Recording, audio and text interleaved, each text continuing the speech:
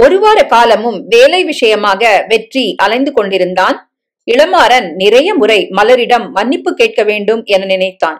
வீட்டில் கேட்டால் ஸ்ருதி இருக்கிறாள். தன்னை விட்டு 1 இன்ச் கூட பிரிவதில்லை. அதைவிட அங்கு இளமாறன் என ஒருவன் இருக்கிறான் என்பதை மலர் கண்டுகொள்வதே இல்லை. அதே போல ரிசப்ஷன் வேலை இன்னொரு பக்கம் நடந்து கொண்டிருக்க பல்லவியுடன் இளமாறன் மிகவும் பரபரப்பாக இருந்தான். எப்படியும் அவளிடம் மன்னிப்பு கேட்க வேண்டும் என்பதில் உறுதியாக இருந்தான். இன்னொரு பக்கம் வெற்றி மிகுந்த வேலையுடன் சுற்றி கொண்டிருந்தான்.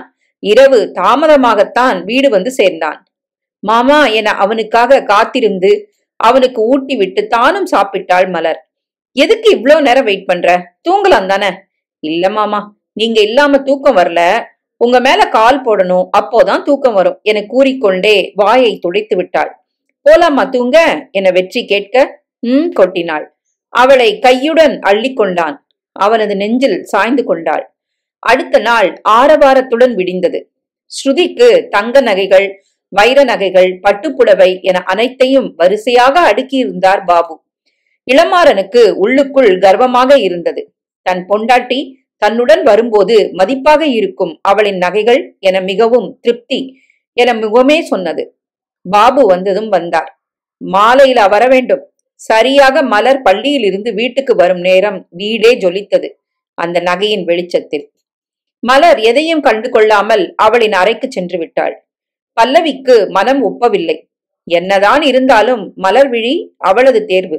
அதனால் அவளின் மேல் அக்கறை, பாசம் அதிகமாகவே இருந்தது. என்னம்மா இந்த நேரத்துல கால் பண்றீங்க? மலர் வீட்டுக்கு வந்துட்டாளா என வெற்றி அவளின் ஞாபகத்தில் கேட்டான். சும்மாதான் போன் பண்ண, உங்ககிட்ட பேசணும் போல இருந்தது என்றாள் பல்லவி. வெற்றி ஒரு சில நொடிகள் அமைதியாகிவிட்டு, என்ன விஷயம், என்னன்னு சொல்லுங்கம்மா என கண்டிப்புடன் கேட்டான். அது வெற்றி, சும்மாதாண்டா. ஏன் நான் உனக்கு போன் பண்ணக்கூடாதா? விஷயம் இல்லாம எங்க அம்மா போன் பண்ணாது. சோ என்ன விஷயம்? நம்ம மலருக்கு நகை வாங்கி போடலாண்டா. எனக்கு ஆசையா இருக்கு, அதான் சொன்னேன். எப்படியும் சேவிங் உன்கிட்ட இருக்கும். அவளை அழைச்சிட்டு போய் நகை வாங்கி கொடு. காசு மாலையில நெக்லஸ், அதே காசு மாலையில ஒரு ஆரம், தோடு, அப்புறம் வளையல் எல்லாமே மலர் போட்டு என் முன்னாடி வரணும். அப்போதான் எனக்கு நிம்மதியா இருக்கும். நீ வீட்டுக்கு வந்ததும் அவளை கூட்டு போ. பணம் பத்தலனா கூட கடன் வாங்கி கூட நகை மலருக்கு போடணும் என்ற வார்த்தையில் விடாப்பிடியாக இருந்தாள் பல்லவி. சரி என யோசனையுடன் போனை வைத்தவன் அவனது வேலைகளில் மூழ்கி போனான். மலர்விழி வெளியே வந்ததும் நேராக சமையலறை சென்று விட்டாள். அத்தை, நைட் எதுவும் சமையலுக்கு உதவி வேணுமா சொல்லுங்க என பேசிக்கொண்டே அவளுடன் கலந்து கொண்டாள். பல்லவி அவளிடம் இணக்கமாக சிரித்து பேசிக்கொண்டே வேலையை செய்து கொண்டிருந்தாள். வெற்றி வேலையை முடித்து வீட்டுக்கு நேரமே வந்திருந்தான். வந்துட்டீங்களா என ஆசையுடன் மலர் தண்ணீர் கொடுக்க செல்ல, நீ பால பாரு மலரு என தண்ணீரை எடுத்துக்கொண்டு வெற்றியின் பக்கம் சென்றாள். மலரே, இன்னைக்கு என்ன நடந்துச்சு என முகத்தை துடைத்தபடி நிமிர்ந்தான் வெற்றி. ஆனால் எதிரில் இருந்தது அம்மா. ஒரு சின்ன புன்னகையை உதிர்த்தவள், நான் சொன்னது என்னாச்சு, எப்ப கூட்டு போற என நின்றாள் பல்லவி. நடந்த விஷயத்த முழுசா சொல்லுங்க, அப்புறம் கூட்டு போறேன் என கூறிவிட்டான் வெற்றி. வெற்றி, அடி வாங்க போற.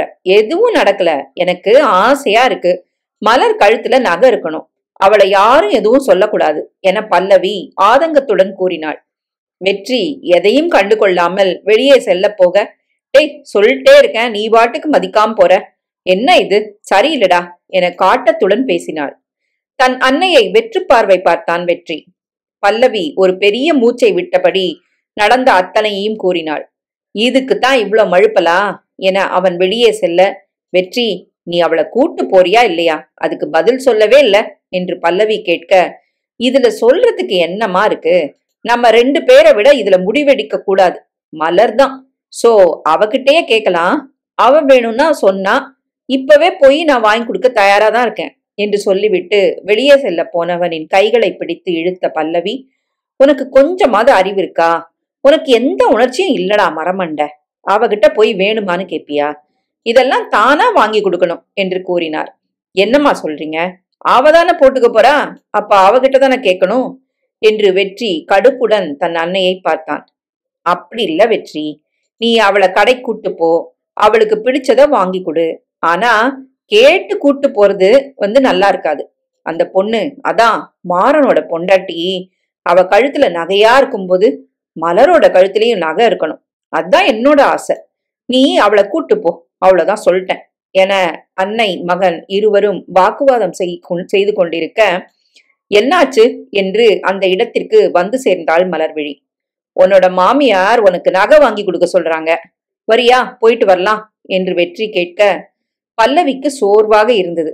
இவனை என்ன செஞ்சா தாகும் என்று தலையில் அடித்துக்கொண்டே அந்த இடத்தை விட்டு நகர்ந்தாள். மலர்விழி அவனை முறைத்து பார்க்க, இப்ப எதுக்குடி முறைக்கிற, நான் என்ன கேட்டுட்டேன்னு என்று வெற்றி அவளை அணைக்க பாய்ந்தான். கதவு திறந்திருக்கு, அவ்வளவுதானே என காலால் உதைத்து சாத்தினான். அதை விட உங்க அம்மா சொல்றதுனாலதான் வாங்கி கொடுக்குறீங்க, உங்களுக்கே தோணலையா என்று மலர் கேட்க, என்ன இப்படி சொல்லிட்ட, தோணாமலா, என்னென்னமோ தோணுது, தோணாமதான் அன்னைக்கு புடவை வாங்கி கொடுத்தனா என்று அருகில் வந்தவன், இன்னைக்கு கூட உனக்கு புடவை வாங்கி வச்சிருக்கேன் என்று கண்ணடித்து கொண்டே அவனது கப்போர்டில் இருந்து ஒரு கவரை எடுத்து நீட்டினான். மலர் கொஞ்சம் ஆச்சரியத்துடன் அதை வாங்கி பார்க்க, அழகான பூனம் புடவை, உடலுடன் அந்த புடவை கட்டினால் மலரின் உடலில் அது ஒட்டி இருக்கும். அவளது அங்க வளைவுகளை அழகாக எடுத்து காட்டும். அவளது நிறத்திற்கும் அந்த கனகாம்பர கலருக்கும் அவ்வளவு எடுப்பு. தாலி கொடி, மஞ்சள் கயிறு என இப்பொழுது எண்ணங்கள் எங்கெங்கோ சென்றது. ஹலோ என அவனின் மூக்கை பிடித்து ஆட்டினாள். என்னடி பண்ற, என்ன கனவுல இருக்கீங்களா? ஆமா, சூப்பரா இருக்கு கனவு என்று வெற்றி கண்ணடிக்க, அப்போ இந்த புடவைய நாம உங்க தம்பியோட ரிசப்ஷனுக்கு கட்டிக்கிட்டுமா என்று மலர் கேட்க, அதுக்கு போணுமா என்று வெற்றி கேட்டான். இது என்ன கேள்வி, கண்டிப்பா நம்ம போனோம், நம்ம போகாம இருந்தா அது தப்பாயிடும். அந்த பொண்ணு மாசமா இருக்கு, அவங்க எல்லாம் நம்ம குடும்பம்னு இளமாறனை சேர்க்காம ஸ்ருதிய வச்சு பேசினா மலர்விழி. வெற்றி அமைதியாக இருக்க, மாமா என்ன ஆச்சு இன்னைக்கு, அத்தைக்கும் உங்களுக்கும் என்ன சண்டை, ரெண்டு பேரும் தீவிரமா பேசிட்டு இருந்தீங்க, இப்போ அந்த ஃபங்க்ஷனுக்கு வரமாட்டேங்கன்னு சொல்றீங்க. இந்த பொண்ணோட அப்பா கொஞ்சம் டெரர் மாதிரி தெரியுறாரு, நம்ம யாரையும் பகச்சுக்க வேணாம், நீங்க 2-3 தடவை உதாசீனப்படுத்துற மாதிரி பேசிட்டீங்க என பொறுமையாக கூறினாள் மலர்விழி. உதாசீனம் கிடையாது, எனக்கு மரியாதை இல்லாத இடத்துல இருக்க பிடிக்காது, பொய் சொன்னாலும் பிடிக்காது. இது வரைக்கும் அவன் என்கிட்ட எந்த எக்ஸ்பிளனேஷனும் கொடுக்கல, இந்த மாதிரி அதிகாரம்லாம் என்கிட்ட செல்லாது. மரியாதை கொடுத்து மரியாதை வாங்கணும், அதுதான் என்னோட பாலிசி. நானா போய் யார்கிட்டையும் மரியாதைக்கு நிக்க மாட்டேன், எனக்குன்னு சில டிக்னிட்டிஸ் இருக்கு, அதை எப்பவும் மாத்திக்க மாட்டேன் என்று காட்டமாக கூறினான் வெற்றி. அப்படியா, சரி என்று மலர்விழி நகர, எங்கடி போற என்று அவளை படுக்கையில் தள்ளியவன் அவளை பேச விடாமல், இந்த புடவை இன்னைக்கு நைட்டு கட்டி காட்டுறியா என உதட்டில் முத்தமிட்டான். விடுங்க, இன்னைக்கு நைட்டு யாராவது கட்டுவாங்களா, தூங்குறப்போ என முக்கிக் கொண்டே கூறினாள். கட்டலாம், எனக்காக கட்டலாம், எதுக்கு, கட்டிக்கிட்டு அப்பதான் அதை கட்டி காட்டு, அப்பதான் அதை ரிமூவ் பண்ண முடியும், அது எனக்கு ரொம்ப பிடிக்கும் என்று உதட்டுடன் மெதுவாக ஒற்றியவன் வேகமாக முத்தமிட ஆரம்பித்தான் வெற்றி. மாமா என முகத்தில் கை வைத்து தள்ளினாள் மலர்விழி. மலரே என 2 கைகளையும் பிடித்துக்கொண்டு அவளின் முகத்தோடு முகம் உரசினான் வெற்றி. என்ன மாமா இது, இந்த நேரத்துல கதவை பூட்டிருக்கீங்க, அத்தை என்னை என்ன நினைப்பாங்க? ஆமாமா, இல்லன்னா மட்டும் நீயே பக்கத்துல வந்து முத்தம் கொடுத்து தள்ளிடுவ, இதுல காதல் பண்றாளாம், பெரிய காதல், ஒரு முத்தம் கூட நீயா வந்து கொடுத்ததில்ல, பேச வந்துட்டா என ஓயாமல் வெற்றியின் வாய் புரிந்து தள்ளியது. என்னடி சைட் அடிக்கிற என வெற்றி அவனது கைகளை வைத்து அவளை தடவிக்கொண்டே கேட்டான். இல்ல, இந்த வாய் எப்படி இப்படி ஓயாம புரிஞ்சு தள்ளுது, நான் பேசுறது உனக்கு பிடிக்கலையா என புருவத்தை சுருக்கினான். அத கேட்கல, வேற என்ன என வெற்றியின் பார்வை அவளை கூர்மையாக நோக்கியது.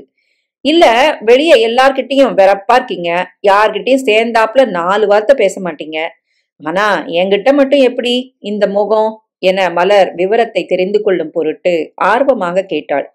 வெற்றி தீவிரமாக யோசித்தான். அவனை வைத்த கண் வாங்காமல் பார்த்தாள் மலர். செதுக்கி வைத்த சிற்பம்தான் வெற்றிமாறன். கூர்மையான கண்கள், அழகான முகவெட்டு. மலருக்கும் வெற்றிக்கும் இருக்கும் தூரம் ஒன்றுதான். அது என்ன தூரம்? வெற்றியின் உயரம் 6 அடி, அதில் பாதிக்குத்தான் இருப்பாள் மலர்விழி. ஆண்மை நிறைந்தவன், 36 வயசு, ஒன்னும் அதிகம் இல்ல, கம்மிதான் என தோன்றியது. ஏய் மலர், மலரே என வெற்றி அவளை உலுக்க, சொல்லுங்க என தடுமாறினாள். வெற்றி அவளின் முகத்தை பார்த்து, எனக்கு தெரியல, ஒருவேளை நீ எனக்கு ரொம்ப நெருக்கமானவளா இருக்க, சோ அதனால இருக்கலாம், எனக்கு அதிகமா பேச பிடிக்காது, ஆனா உன்கிட்ட பேச தோணுது, அதை விட நீ பேசுறத கேட்டுக்கிட்டே இருக்கணும் போல தோணுது, காரணம் தெரியல, எனக்கே புதுசா இருக்கு என அவளின் கழுத்துக்குழியை வருடினான். என ஒற்றை பதிலுடன் நேராக படுத்தாள். ஏன் உன்னோட இதயம் இப்படி துடிக்குது? நீ ஒரு மாதிரியா இருக்கியே, என்னாச்சு என வெற்றி அவளின் அருகில் நெருங்கினான். அந்த நேரம் வெளியில் இருந்து மலரு என பல்லவி கத்தினாள். அத்த என அவள் வெடுக்கன எழுந்தாள். மலரே என அருகில் இழுத்தவன் உதட்டில் நச்சன முத்தம் பதித்து கீழ் உதட்டை கழித்தான். மா வா என அதிர்ந்து கத்தினாள் மலர். இப்போ போ என சப்பு கொட்டியபடி அனுப்பி வைத்தான். அனைவரும் உணவு மேஜையில் ஆஜராகினார்கள். வழக்கம் போல பார்த்து பார்த்து பரிமாறினாள் மலர் தன் கணவனுக்கு. நீயும் சாப்பிடு என ஒற்றை வார்த்தையில் முடித்தான். அனைவரும் இருக்காங்களே, அதனால இல்ல, நீங்க சாப்பிடுங்க. வெற்றி சாப்பிடுவதை விடுத்து அவளை அழுத்தமாக பார்க்க, அவன்தான் சொல்றானே, நீயும் உட்கார் மலரு என மாமியார் அன்பாக வருடினாள் வார்த்தைகளில். சரி என வெற்றியின் அருகில் அமர்ந்து கொண்டாள். வார்த்தைகள் பேசவில்லை, பார்வை பேசிக்கொண்டது. வெற்றியின் பார்வை அவளை உணவாக நினைத்து விழுங்கியது, சைவ உணவை. அச்சோ, இந்த மனுஷன் அமைதியா இருக்கிறதுக்குள்ள எனக்கு ஏன் இவ்வளவு தடுமாற்றம்? என்ன பார்வை என தலை குனிந்தபடி உணவை சாப்பிட்டாள். ஸ்ருதிக்கு மிகவும் எரிச்சலாக இருந்தது. தான் ஏன் இங்கு இருக்கிறோம் என தோன்றியது. அந்த அளவுக்கு முகத்தை வைத்திருந்தாள். எல்லாம் இருக்கும், தன்னை விடுத்து ஓரகத்திய உயர்வா பாக்குற இந்த மாமியார். எதிர்பாராத திருமணம்னாலும் வெற்றி அப்புறம் மலர் 2 பேரோட தனித்துவ சம்பாஷணைகள், அது கூடவே தன்னோட அப்பாவை எல்லார் முன்னாடியும் அவமானப்படுத்தின வெற்றி, அப்புறம் தனக்கு எல்லா விதத்திலையும் போட்டியா இருக்கிற மலர்விழி என இருவரின் மீதும் வன்மம் கொழுந்துவிட்டு எரிந்தது. பற்களை நரநரத்தபடி எழுந்தாள். ஸ்ருதி, என்னாச்சு என இளமாறன் கை கழுவியபடி அவளின் பின்னால் சென்றான். அறைக்குள் சென்றதும் அழ ஆரம்பித்தாள். ஸ்ருதி, என்னடியாச்சு, எதுக்கு அழற என அவளின் முகத்தை ஏறிட்டான். என்ன உங்க வீட்டுல இருக்க யாருக்கும் பிடிக்கல. நான் உங்க எல்லாருக்கும் பாரமா இருக்கேன். நீங்க சந்தோஷமா இருக்கணும் தான் இங்க வந்தேன். ஆனா உங்க அம்மா, அவங்களுக்கு நான் இங்க இருக்கிறது சுத்தமா பிடிக்கல போல. என்ன டெல்லி அனுப்பி வச்சிருங்க என கதறினாள். மசக்கை முகம் இன்னும் அழகு கூடியது ஸ்ருதிக்கு. ஒரு பெண் அழுதாலே ஆண்களின் மனது இளகிவிடும். இராணுவ படையில் ஜொலித்துக் கொண்டிருந்தவன் துடிப்பாக இருப்பவனை பார்த்ததும் காதல் வயப்பட்டு விட்டாள் ஸ்ருதி. டாட்ஸ் லிட்டில் பிரின்சஸ், அதனால்தான் என்னவோ ஆசைப்பட்டதும் பொருளை வாங்கி கொடுப்பது போல இளமாறன் மீது கால்பாக சொத்துக்களை வழங்கி அவனை விலைக்கு வாங்கி கொண்டார் பாபு. பெரிய இடத்து பெண் என அனைத்தும் இருக்க அவளிடம் பிடிக்காத குணம் பிடிவாதம் மட்டுமே. அதில்தான் இளமாறன் இன்று வரை திணறிக் கொண்டிருக்கிறான். ஆனால் தன் மனைவி இப்பொழுது அழுவது உள்ளுக்குள் ஏதோ போல செய்ய, விடு ஸ்ருதி, ரிசப்ஷன் முடியட்டும், எல்லாத்தையும் சரி பண்ண முயற்சி பண்றேன். அதுக்கு முன்னாடி ஒரு விஷயம். என்ன ஸ்ருதி, நீங்க என்ன பிடிச்சுதானே கட்டிக்கிட்டீங்க, உண்மையை சொல்லுங்க. எதுவா இருந்தாலும் நான் ஏத்துக்கிறேன் என கேட்டாள் ஸ்ருதி. இளமாறன் அமைதியாக இருக்க தன் வயிற்றில் அவனது கைகளை எடுத்து வைத்தவள், சொல்லுங்க, என்ன பிடிச்சுதானே கல்யாணம் பண்ணீங்க. உங்களோட மனசுல அந்த மலர்விழி இல்லை என்பதை போல மறுப்பாக தலை அசைத்தவன், நான் உன்னை பிடிச்சுதான் கட்டினேன். நாம லவ் மேரேஜ் பண்ணிக்கிட்டோம். லவ்ங்கிற விஷயம் அந்த அன்கண்டிஷனல் பெட்டர் இல்ல. எனக்கு உன்னை பார்த்ததும் ஒரு ஈர்ப்பு வந்தது. என் கூட இருக்க பேட்ச்மேட் எல்லாருமே உன்னை விரும்பி இருக்காங்க. ஆனா உனக்கு என்னத்தானே பிடிச்சிருக்கு. அப்போ உங்க மனசுல அந்த பொண்ணு இல்லையா? எந்த பொண்ணு என இளமாறன் கேட்க, அதான் உங்க அண்ணன் பொண்டாட்டி. இளமாறன் சிரித்தபடி, தேவையில்லாம கல்யாணத்துக்கு ஓகே சொல்லி அவங்கள சங்கடப்படுத்திட்டேனேன்னு வருத்தம் தானே தவிர எந்த எண்ணமும் இல்ல என்றான். உண்மையாக? நிஜமாவா? குற்ற உணர்ச்சி, வருத்தம், இத 2 தவிர வேற எதுவும் இல்ல. உண்மை இதுதான் ஸ்ருதி, என்ன நம்பு. எல்லாரும் மாற டைம் எடுத்துக்கும். நீ கஷ்டப்படுறது நான் கஷ்டப்படுற மாதிரி. உனக்கு ஒண்ணுன்னா என்னால தாங்க முடியாது. மாறுற வரைக்கும் காத்திருப்போம். இல்லன்னா போகும்போது உன்னையும் கூட்டிட்டு போயிடுவேன். என்னோட குடும்பம் வேணும்னு நீ நினைக்கிற. உன்னை ஒரு காலம் கஷ்டப்பட விட மாட்டேன் என அணைத்து கொண்டான் இளமாறன். நிறைவாக அனைத்தையும் வைத்து கொண்டு வந்த ஸ்ருதியை அந்தஸ்து, பணத்துக்காக, அழகுக்காக தனக்கு கிடைத்த மலர்விழியின் கையை உதறிவிட்டு ஸ்ருதியை கட்டிக்கொண்டான் இளமாறன். நிற்கதியாக வாழ்க்கையில் நிம்மதி இல்லாமல் விட்டேத்தியாக வேலையை நோக்கி ஓடிக்கொண்டிருந்த வெற்றியின் வாழ்க்கையில் புயலாக சந்தர்ப்ப சூழ்நிலையால் புகுந்த மலர்விழியை வேறு வழியின்றி ஒரு பெண்ணின் வாழ்க்கையை கருத்தில் கொண்டு கட்டிக்கொண்டான் வெற்றி. ஆனால் மலர் 1000 கனவுகளுடன் மணவாளன் கையை பிடிக்கப் போகும் நேரத்தில் திடீரென மாப்பிள்ளை மாறி பேசி பழகாத ஒருவனை திருமணம் செய்து கொண்டாள் பாதுகாப்புக்காக. காற்று வாங்க மொட்டை மாடிக்கு சென்றான் வெற்றி. அவனை பின்தொடர்ந்து அவள் சென்றாள். இங்க என்ன பண்றீங்க? சும்மா. அப்போ சரி, நான் தூங்க போறேன் என மலர் கீழே செல்ல, அவளின் கையை பிடித்து இழுத்தவன் இரவு வெளிச்சத்தையும் நட்சத்திரத்தை பார்த்தபடி அவளை உட்கார வைத்து மடியில் படுத்துக் கொண்டான். என்னாச்சு மாமாவுக்கு? அமைதி. ஏதோ சரியில்லை. என்ன மாமா, எதுவும் பிரச்சனையா? நான் இப்படி இருக்கிறது உனக்கு கஷ்டமா இருக்காடி? எப்படி? அதான் இப்படி எல்லார விட வேற மாதிரி இருக்கிறது நான் நடந்துக்கிறது. இளமாறன் தப்பு பண்ணிட்டான். எனக்கு எப்பவுமே பொய் சொன்னா பிடிக்காது. மரியாதை இல்லாம நடத்துறது சுத்தமா டைஜஸ்ட் பண்ணிக்க முடியாது என ஆற்றாமையில் கூறினான். அச்சச்சோ, என்னோட மாமா எப்பவுமே அழகுதான் என்றவள் அவனது தலையை வருளிவிட, வெற்றியின் கைகள் வேறு இரண்டு இடத்துக்கு சென்றது. மலர் பேச பேச உள்ளுக்குள் என்னவோ செய்தது. என்ன பண்றீங்க என மலர்விழி தட்டிவிட, வேணும் குடு, நீ என்னை தட்டி விடுறது நான் எடுத்துப்பேன் என அவனது வேலையை ஆரம்பித்தான் வெற்றி. மாட்டேன், நம்ம மாடியில இருக்கோம், புரியுதா உங்களுக்கு? எங்க இருந்தா என்ன, எனக்கு வேணும் என வம்படியாக அவளை தடவி பார்த்து கொண்டான். மாமா, மலரே என அதன் பின் முனகல் சத்தம். ஸ்ருதி தெளிந்த நீரோடை போல் காத்திருந்தாள். இது அவளின் இயல்புக்கு மீறிய விஷயம். எல்லாம் நன்றாகத்தான் போய்க் கொண்டிருந்தது.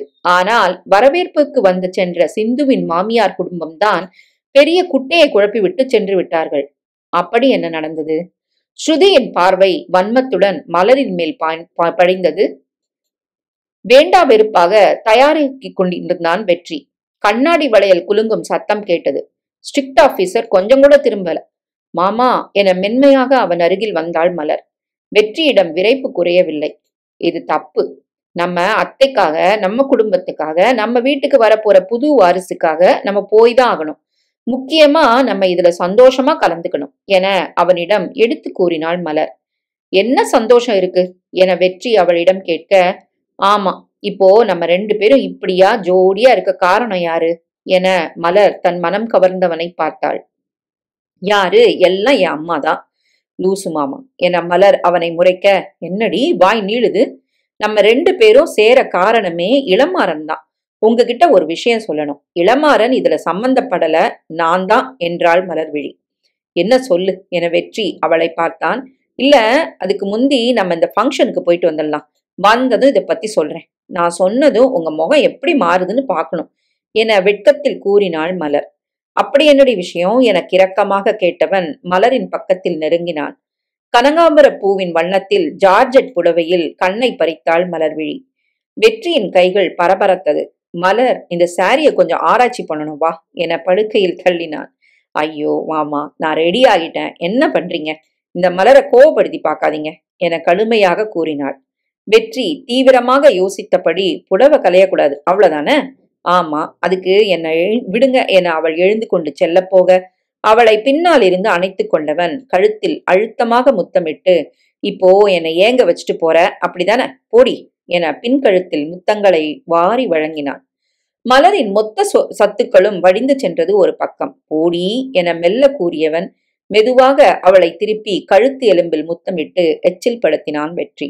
மலரின் நெஞ்சு கூடு ஏறி இறங்கியது. முகமெல்லாம் சிலிர்க்க, உணர்வுகள் உச்சம் அடைய துடித்துக் கொண்டிருந்தது. நிற்க திராணி இல்லை. போ மலர், நீ தாராளமா போலாம் என வெற்றி எனும் காரியக்காரன் கூற, மலர்விழி மெதுவாக அவனது உதட்டில் முத்தமிட்டாள். அவளை அப்படியே கட்டிக்கொண்டவன் எதிரில் இருக்கும் சின்ன மர பீரோவில் அவளை தூக்கி அமர வைத்தான். ஏன், என்ன பண்றீங்க?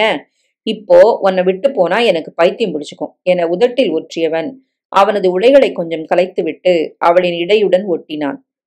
குட்டி மரபீரோ. மலர்விழி உதட்டை கடித்து உணர்வுகளை அடைக்க முயற்சி செய்தாள். கண்கள் சொக்கி கிறங்கி இருந்தாள். திடீரென உலகம் சுருங்கி போனது. மேல் மூச்சு கீழ் மூச்சு வாங்க மலர் விழித்து பார்க்க, அவனது முகத்தில் வருத்தமும் கோபமும் தோன்றியது. சட்டென அவளிடமிருந்து விலகினான். போலாம், என்னாச்சு என மலர் மெதுவாக கேட்க, அவன் தடுமாறுவது நன்றாக தெரிந்தது. மாமா என மென்மையாக அழைத்தாள். வெற்றி திரும்பவில்லை. போலாம் மலர் என அவனது பேச்சில் ஒரு தவிப்பும் ஏமாற்றமும் இருந்தது.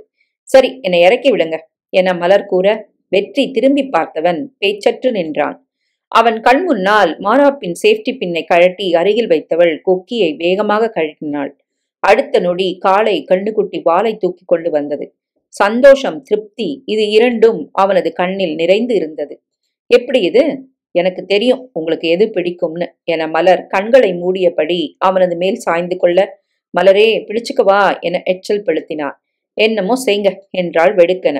எதுக்குடி இப்படி சொல்ற என குழந்தை சிணுங்கியது. ஆமா, நீங்க முகத்தை உருன்னு வச்சிருந்தா யாருக்கு பிடிக்கும்? அதான், அதுக்காகத்தான் இது என மலர் கூறினாள். அப்போ இதுக்காகவே இனி உருன்னு இருக்க போறேன். அப்படி இருந்தா நீயா வந்து என அவன் முடிக்கவில்லை. அவள் உதட்டில் முத்தம் வைத்தவள். சீக்கிரமாமா நாம போணும் என கூறினாள் மலர்.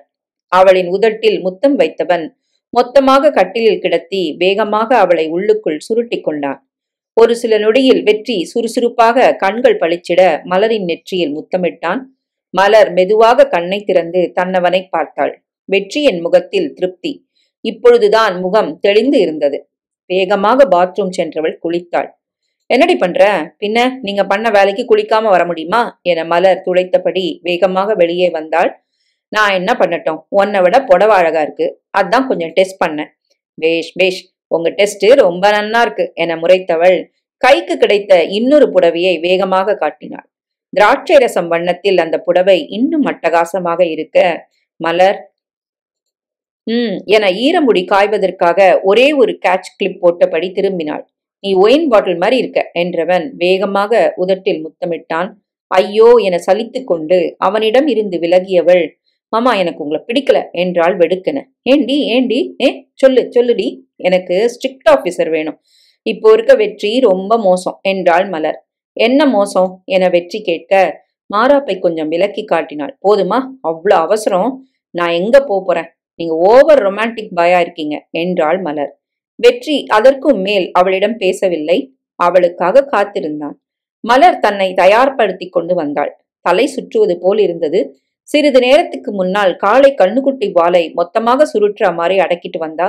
உடலெல்லாம் அடித்து போட்டது போல வலி. வண்டியில் செல்லும் போது மிகவும் அமைதியாக ஓட்டினான் வெற்றி. மாமா என்ன ரொம்ப அமைதியா வரீங்க? ஒன்னும் இல்ல என ஒரு வார்த்தையில் முடித்து கொண்டான். மலருக்கு அலுப்பாக இருந்தது. என்னன்னு சொல்லுங்க, இல்லைன்னா என்னை இறக்கி விடுங்க. நடுவுல இறக்கி விட முடியாது என ஒற்றை வரியில் முடித்து கொண்டான். மலர் வாய் ஓயாமல், என்னாச்சு மாமா, சொன்னாதானே தெரியும், சொல்லுங்க, என் மேல கோவமா என துருவி துருவி கேட்டுக்கொண்டே வந்தாள். வெற்றி பதில் சொல்லவே இல்லை. ரிசப்ஷன் நடைபெறும் இடம் வந்தது. மலர் அவன் முகத்தை வலுக்கட்டாயமாக திருப்பி, இப்ப என்னாச்சுன்னு சொல்லுங்க சொல்லுங்க என கத்தினாள். எப்படி நீ அந்த ஒரு வார்த்தையை சொல்லலாம்? எந்த வார்த்தை? என்ன வேற திரும்ப சொல்ல வைக்கிறியா என வெற்றி கடுகடுத்தான். ஐயோ, என்ன வார்த்தைன்னு சொல்லுங்க மாமா என மலர் கேட்க, என்ன பிடிக்கலன்னு சொல்லிட்டல, இறங்கி போடி. சரி போங்க மேடம். ஏய் மாமா என கோபத்துடன் பார்த்தவள், பிடிக்காம தான் உங்க முன்னாடி ஒண்ணுமே இல்லாம வெக்கம் இல்லாம நின்னா. வீட்டுக்கு வாங்க, உங்களுக்கு இருக்கு. நானே டயர்டா இருக்கேன். கண்ணை மூடனா விழறது மாதிரி தூக்கம் வருது. இதுல கடுப்பு பண்ணிக்கிட்டு ஒயின் மாதிரி இருக்கனா? அப்போ பிடிக்குமா என வெற்றி கேட்க, நான் எதை பத்தி பேசிட்டு இருக்கேன், நீங்க என்ன தலையில் அடித்து கொண்டாள். இப்பொழுது குரல் கொஞ்சம் கனிய, ரொம்ப வலிக்குதா, எரியுதா, நான் மூர்க்கத்தனமா நடந்துக்கிறேனா?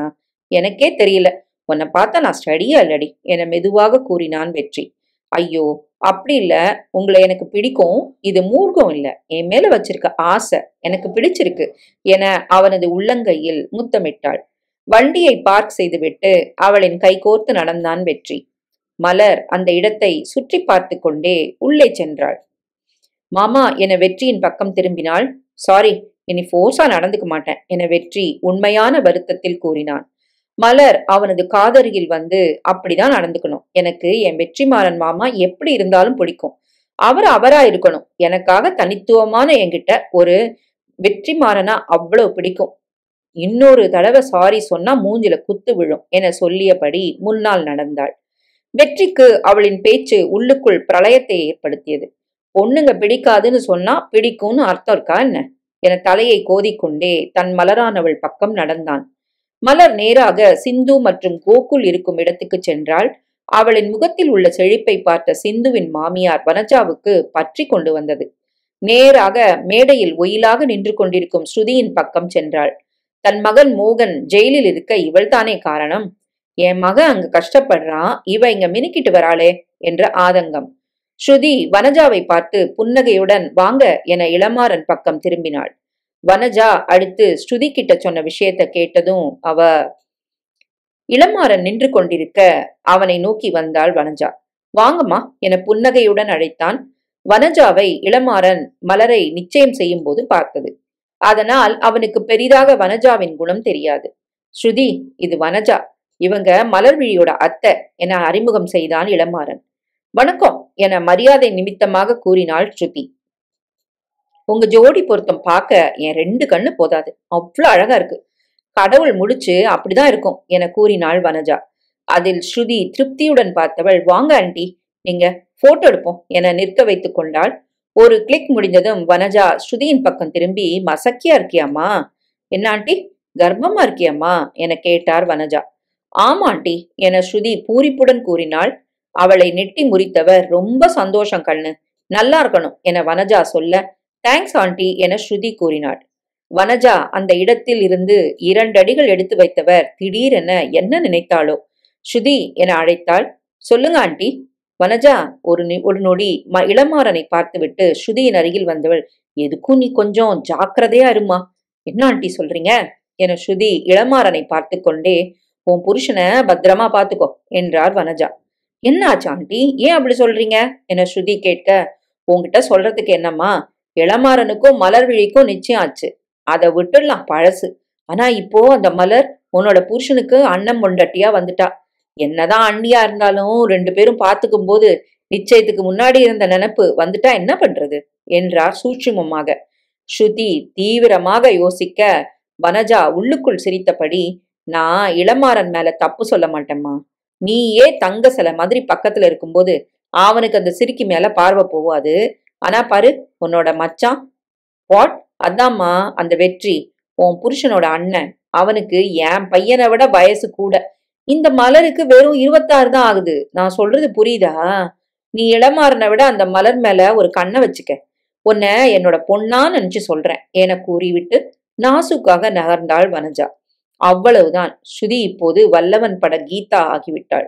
எண்ணங்கள் தரிகட்டு ஓடத் தொடங்கியது. அவளின் மொத்த கவனமும் மலரின் மீது சென்றது.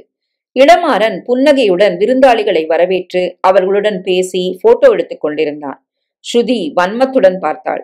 மலரின் உடையில் இருந்து அவளின் பார்வை எங்கு செல்கிறது, என்ன செய்கிறாள் என அனைத்தும் உறுத்தியது. வெற்றியின் இராணுவ நண்பர்கள் கூட அங்கு வந்திருந்தார்கள். அவர்களிடம் வெற்றி பேசிக் கொண்டிருந்தவன் தன் மனைவியின் பக்கம் திரும்பினான். என்னாச்சு என பார்வை அவளை வருட, ரெஸ்ட் ரூம் போனும் என விரல்களில் காட்டினாள். சரி என அருகில் வந்தான் வெற்றி. நீங்க பாருங்க, நான் போயிட்டு வரேன் என மலர் முன்னால் செல்ல, அறக்க பறக்க அறைக்கு செல்ல வேண்டும். பொற்கொடியை வந்தார். இந்தா மலர், எங்க போறம்மா, சாப்பிட்ற நேரம் வந்துருச்சு. அது அத்த பாத்ரூம் போலான்னு என கூறினாள். அப்படியா, சரி என்றவள். அப்போ போறதும் போற, நேரா நாங்க தங்கி இருக்க ரூமுக்கு போயிட்டு அங்க என்னோட பேக்ல 2 செட்டு மோதிரம் இருக்கு, அதை மட்டும் எடுத்துட்டு வந்து குடுமா. இப்போ பொண்ணுக்கு கல்யாணத்துக்கு மோதிரம் போடணும், அதை முடிச்சுட்டு சாப்பிட்றதுதான். அப்புறம் நீங்க வீட்டுக்கு கிளம்புங்க என்றாள். சரியத்த என நேராக மலர் பல்லவி தங்கியிருந்த அறைக்கு சென்றாள். உள்ளே சென்றதும் ரெஸ்ட் ரூம் சென்று விட்டு வெளியே வந்தாள். தலை சுற்றுவது போல் இருந்தது. எல்லாம் வெற்றியின் வேலை. அவளை படுத்தி எடுக்கிறான் படுக்கையில். அது போதாது என இப்போது சோஃபா, டீப்பாய், அலமாரி என எல்லா இடங்களிலும் அவனது அதீத சேட்டையை ஆரம்பித்து விட்டான். அங்கிருக்கும் பை அனைத்தையும் தேடினாள். அவளுக்கு கிடைக்கவில்லை. உடனே பல்லவிக்கு போன் செய்தாள்.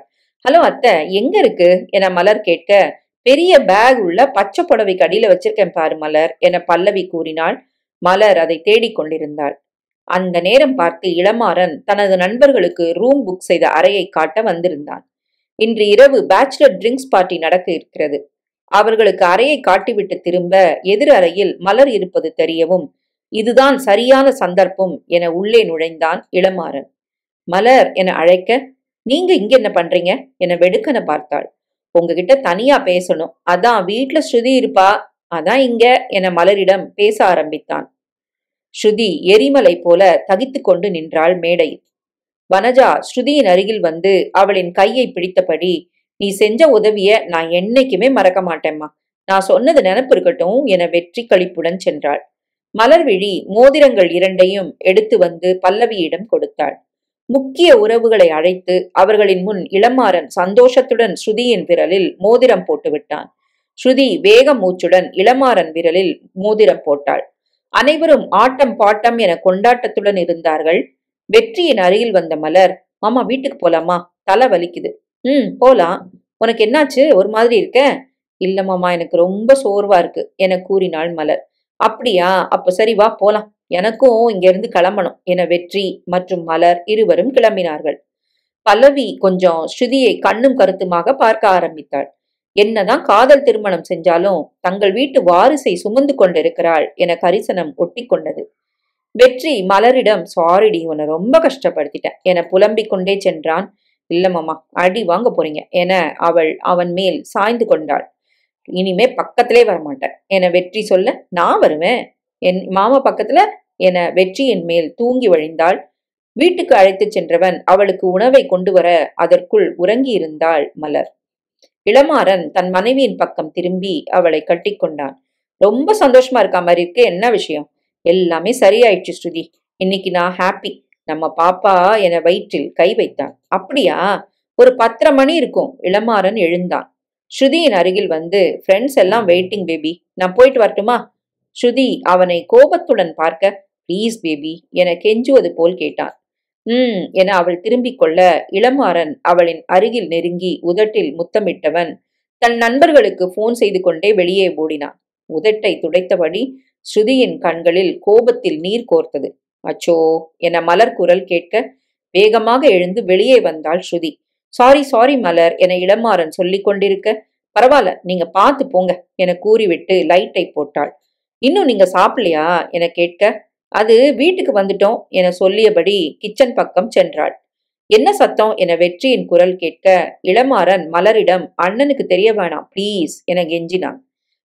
என மலர் சொல்ல தேங்க்ஸ் என ஓடிவிட்டான். ஸ்ருதி பற்களை கடித்தபடி காத்திருந்தாள். உள்ளுக்குள் நெருப்பு கனன்று கொண்டிருந்தது. நேரம் வரட்டுண்டி, உன்னை என்ன செய்யறேன் பாரு என உள்ளம் எரிந்து கொண்டிருந்தது. அந்த வாரத்தின் இறுதியில் மோகன் விடுதலையாகி நேராக வெற்றியை பார்க்க சென்றான். அடுத்து என்ன நடக்கும்?